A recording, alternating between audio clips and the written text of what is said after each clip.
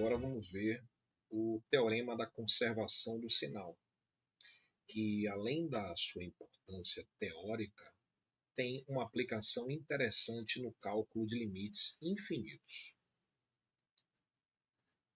Para começar, vamos fazer uma breve reflexão. Vamos imaginar que temos uma função f de x e, por alguma razão, estamos interessados em estudar o comportamento dessa função nas vizinhanças de um ponto A, ou seja, para valores de x próximos de A. Precisamente, estamos interessados em calcular o limite dessa função com x tendendo para esse número A. Estamos querendo calcular esse limite. Okay? E vamos supor que, após o cálculo desse limite, encontramos um limite que tem um sinal. É um número com um sinal. Né?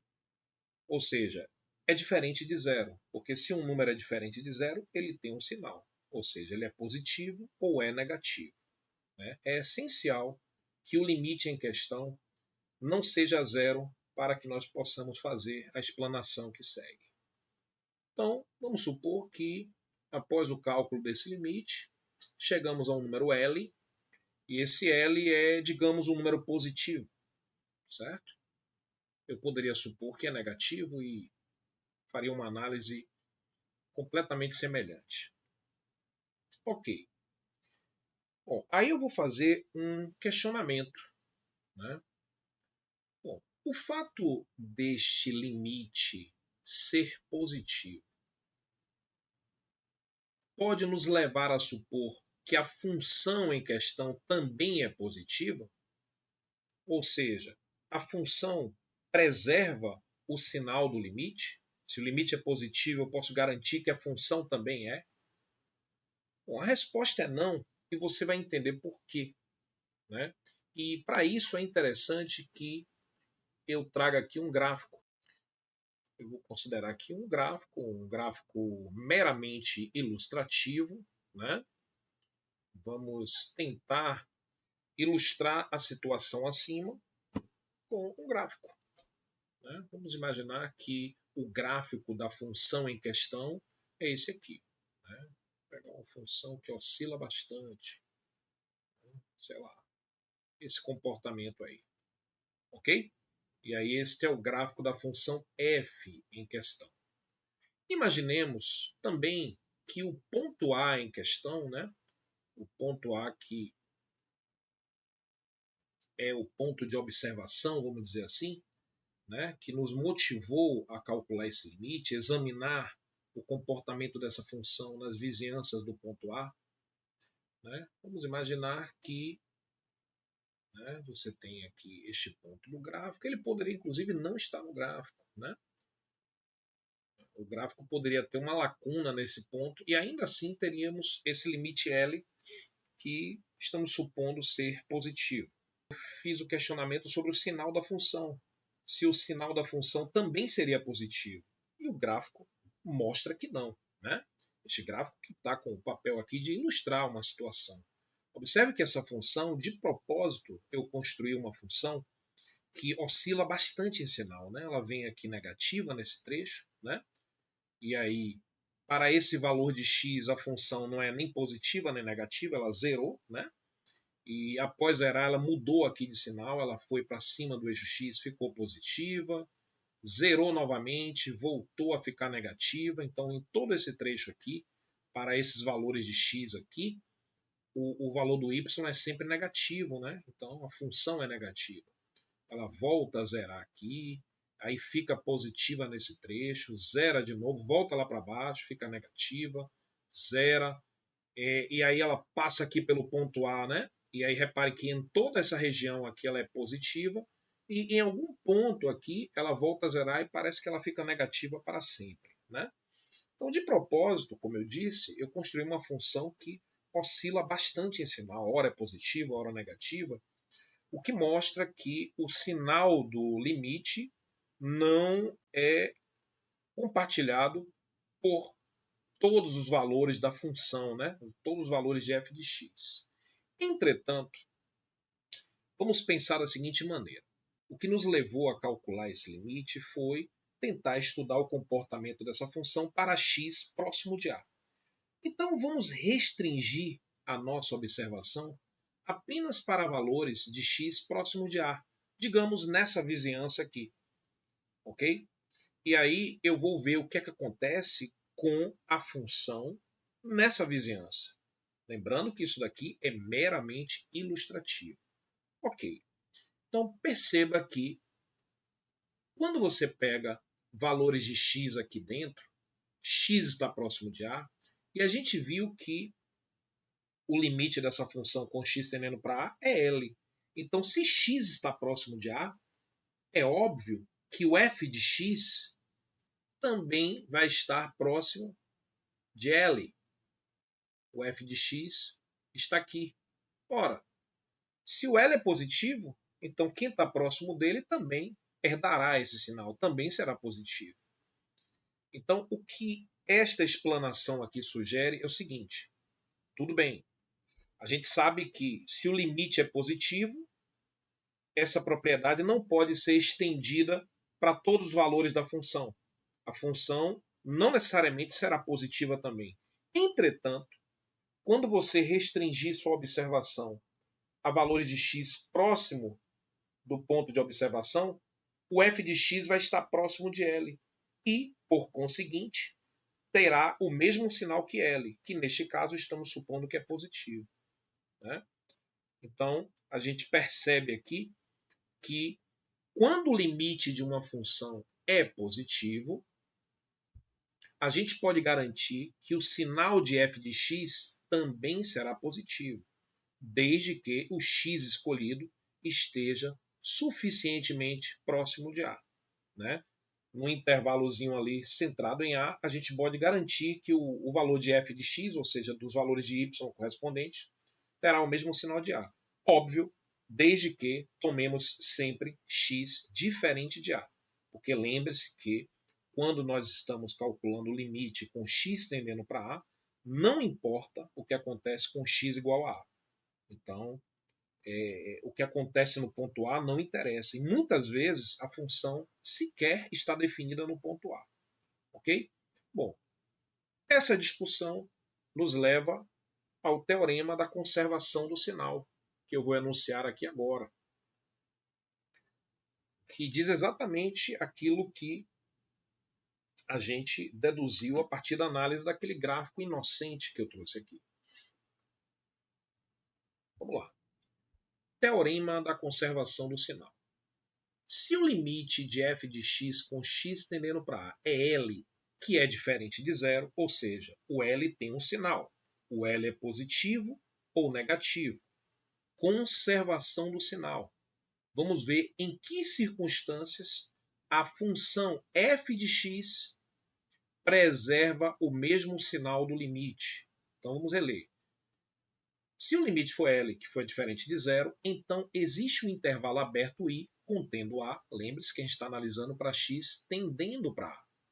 Então existe um intervalo aberto contendo o ponto A, tal que f conserva o mesmo sinal do limite neste intervalo I, exceto possivelmente em A. Né? Então, o que ocorre no ponto A não importa. O teorema não se aplica ao ponto em A em questão. Você pode garantir, de acordo com o teorema, que f de x preservará o sinal do limite, desde que você escolha valores de x próximos de A, porém diferentes de A. Ok? Bom, para os nossos objetivos no curso, o que você precisa é do resultado. O resultado é esse. É este resultado que nós vamos usar na resolução de limites infinitos. Okay? Você vai ver como a resolução de limites infinitos, que nós já sabemos que não é complicada, como ela vai ficar ainda mais fácil com a utilização desse teorema. Okay? Então, o restante da aula será apenas para demonstrar esse teorema. Eu vou demonstrar, isso vai servir como um enriquecimento para aumentar sua cultura matemática, mas na prática a demonstração não vai ter muita utilidade. O que importa para você é entender o resultado e como aplicá-lo. Eu vou mostrar para você como aplicá-lo nos exercícios, ok? Nos exercícios resolvidos. Vamos à demonstração, né? Demonstração.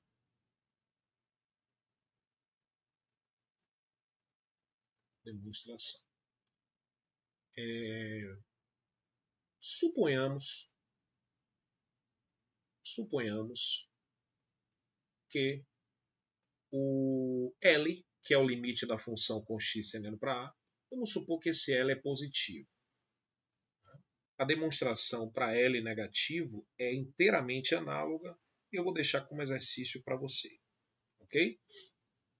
E aí vamos supor que o L é positivo. Agora, é fundamental que nós lembremos a definição de limite. Vamos lembrar aqui da definição de limite, né? O que significa dizer que o limite da função com x tendendo para A é L, né? Uma coisa é provar que o limite é L. Neste caso, por hipótese, o limite já é L. Então nós já sabemos que o limite é L. Então nós sabemos que o que ocorre nesse balãozinho cor-de-rosa aí com a definição de limite, neste caso, nós podemos usar a nosso favor, né? Então vamos lá. O que significa dizer que o limite da função com x tendendo para A é L? Né? O que significa este símbolo aqui? Significa que qualquer que seja o epsilon positivo dado, você consegue encontrar um delta maior que zero com a seguinte propriedade. Se você pegar x a uma distância de A menor que delta e maior que zero, então a distância do f de x até L será menor que epsilon. Né? Essa é a definição de limite. Quando você quer demonstrar que o limite é L, o desafio é, dado o epsilon, você tem que se virar e encontrar o delta. Neste caso, nós não vamos ter esse trabalho, porque, por hipótese, o limite já é L. Então, vamos utilizar tudo que está no balão aí, cor-de-rosa, a nosso favor. Então, como para cada epsilon você consegue encontrar um delta com essa propriedade, eu vou aplicar a definição para um epsilon conveniente para mim, certo? Veja bem, eu quero que f de x preserve o mesmo sinal de L. E o L eu estou admitindo que é positivo. Então veja bem, veja bem, veja bem. Você tem, mais uma vez aqui, uma figura meramente ilustrativa. Você tem aqui um ponto A, você tem o limite L que nós estamos admitindo que é positivo, e eu quero que a função preserve o sinal de L. Então o que eu vou fazer? Eu vou pegar um epsilon conveniente. Se eu pegar um epsilon muito grande, por exemplo esse epsilon definirá um intervalo. Só que nesse intervalo, você percebe que nesse intervalo grandão que eu acabei de determinar aqui, repare que você tem um L ali no meio. L menos epsilon, você vai lá para baixo. L mais epsilon, você vai lá para cima. Só que nesse intervalo aqui, perceba que ele invadiu uma região do eixo y que contém números negativos. Então, esse epsilon, que está ilustrado aqui, ele não é conveniente para nós. Porque eu quero que o f de x preserve o sinal de L.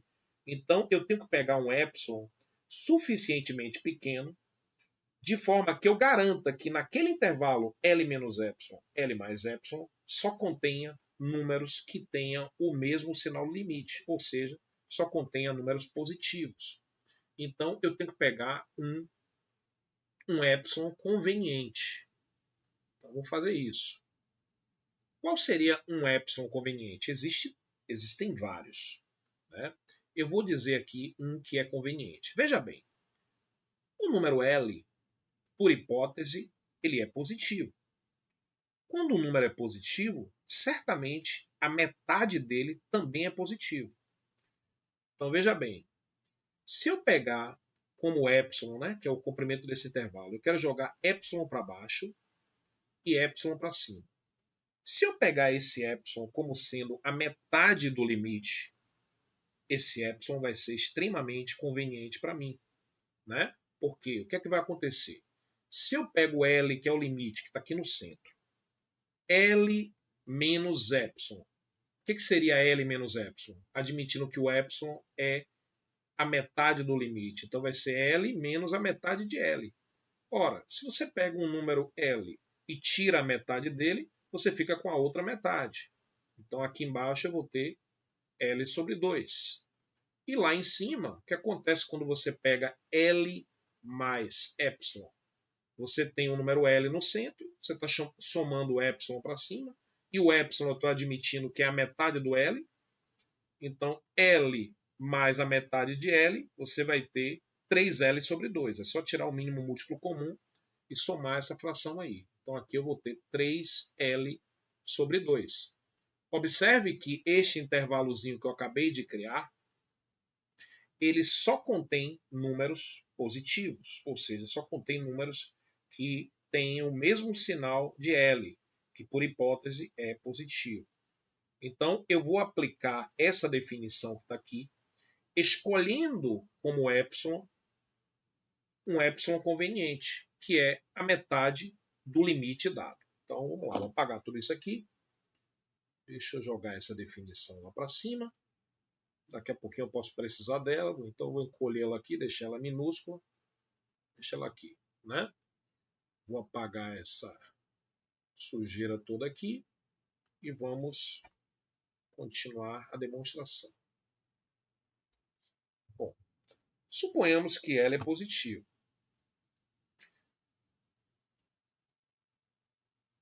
Tomemos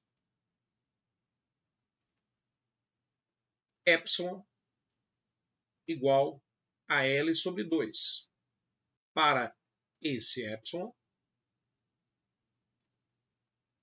existe, de acordo com a definição de limite que está lá em cima, existe um delta maior que zero, tal que tudo isso que está lá na definição ocorre. Ó. Eu vou copiar isso aqui. Tal que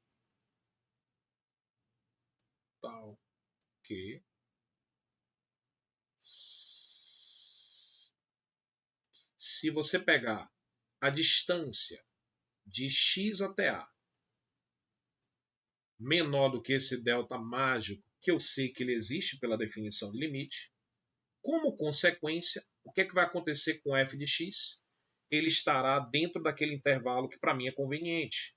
Ou seja, a distância entre f de x e o limite será menor que epsilon, ou seja, será menor que L sobre 2. Ok? Agora vamos reescrever isso em termos de intervalo, porque o que nós precisamos provar de acordo com o enunciado ali do teorema da conservação do sinal, a gente tem que provar que existe um intervalo aberto contendo A, tal que qualquer que seja o x escolhido dentro desse intervalo conveniente diferente de A, o f de x terá o mesmo sinal do limite.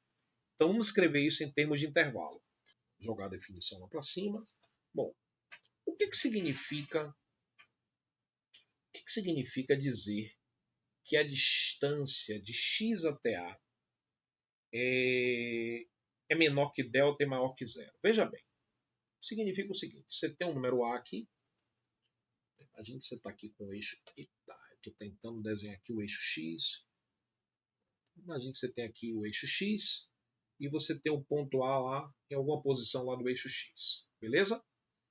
E aí você está dizendo que a distância de x até A é menor que delta. Então você tem um número delta, né? E aí você tem aqui o intervalo A mais delta, e aqui A menos delta. Dizer que a distância de x até A é menor que delta e maior que zero, significa dizer que o x está dentro desse intervalo aqui, ó, que vai de A menos delta a A mais delta, e que ele é diferente de A. Perceba que isso de fato é verdade, Se você pegar aqui, ó, um x que está dentro desse intervalo, você percebe que nesse intervalo você tem um A ali no centro, aí você jogou delta para um lado, encontrou uma extremidade do intervalo, então esse comprimento aqui é delta. E delta para o lado esquerdo. Então você somou delta e tirou delta, né? Então você tem um A no centro. A menos delta, A mais delta. Então, a distância entre o centro, que é A, e cada uma das extremidades é delta. Então, qualquer x que esteja a uma distância de A menor que delta está nesse intervalo. Então, vamos passar a borracha aqui. Equivalentemente,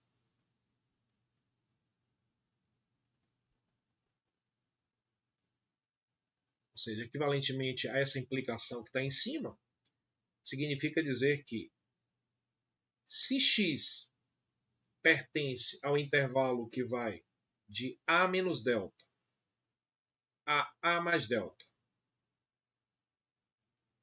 menos A, porque eu não quero que x seja igual a A, como consequência, o que é que vai acontecer? Vamos escrever esse módulo de f de x menos L menor que L sobre 2 em termos de intervalo também. Veja bem, o que acontece? Da mesma forma, ó, você tem o L no meio, L é o limite. Aí você pegou L menos epsilon e L mais epsilon. Né? Então, L menos epsilon, só que o epsilon okay, é a metade do L. Né? Olha lá o epsilon. Ó. O epsilon é a metade do L. Ok? Então, eu vou pegar aqui ó, L menos epsilon, eu vou encontrar aqui L sobre 2 e aqui L mais epsilon, L mais L sobre 2. Então isso aqui vai dar 3L sobre 2. E aí você acabou de definir um intervalo com centro em L.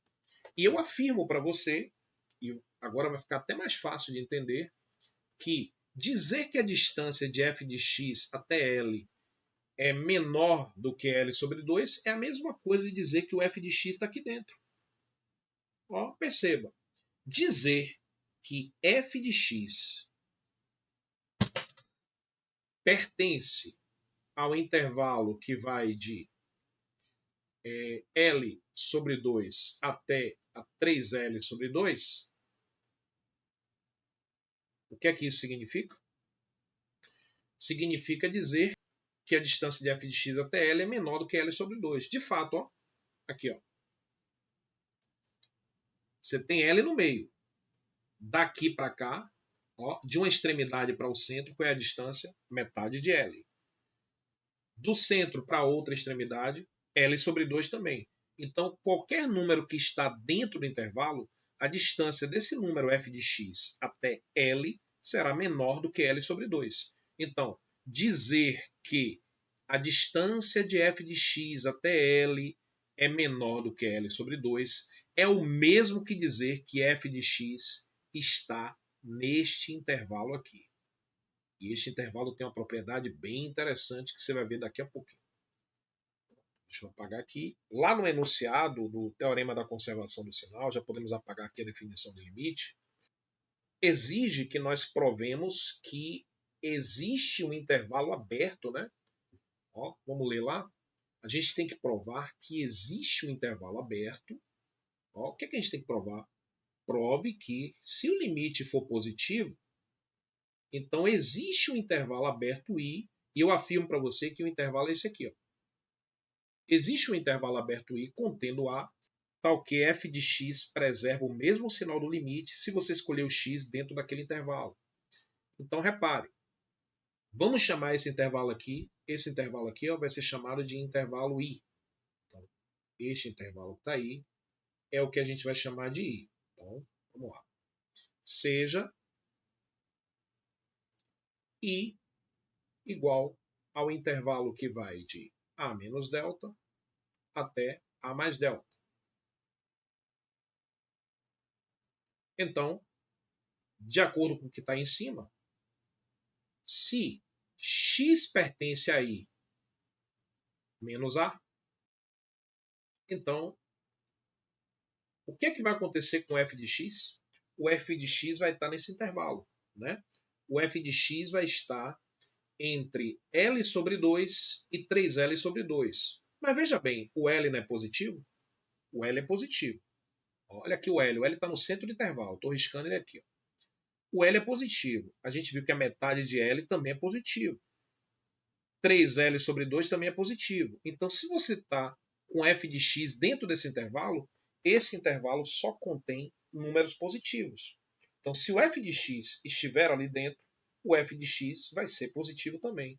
Então, se o x estiver no intervalo e tirando o ponto A, né, porque a gente não quer saber o que ocorre com o ponto A, então o f de x estará naquele intervalo que vai de L sobre 2 até L sobre 2. Em particular, o f de x terá sinal positivo, ou seja, o f de x terá o mesmo sinal do limite.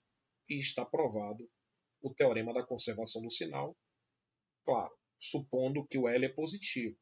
Como eu disse, fica como exercício para você provar este mesmo resultado, admitindo lá no início que o L é negativo. E aí, eu garanto a você que tudo que você vai fazer é inteiramente análogo ao que nós fizemos aqui.